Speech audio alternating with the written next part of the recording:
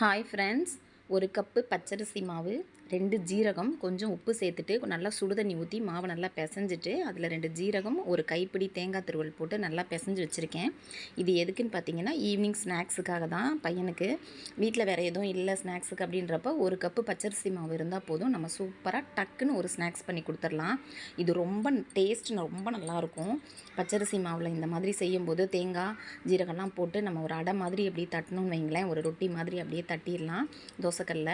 ஒரு 5 நிமிஷம் கூட ஆகாது நமக்கு. 5 நிமிஷத்துலேயே ஒரு சூப்பரான ஸ்நாக்ஸ் ரெடி பண்ணி பசங்களுக்கு டக்குன்னு நம்ம கொடுத்துடலாம். டேஸ்ட்டு ரொம்ப நல்லாயிருக்கும்.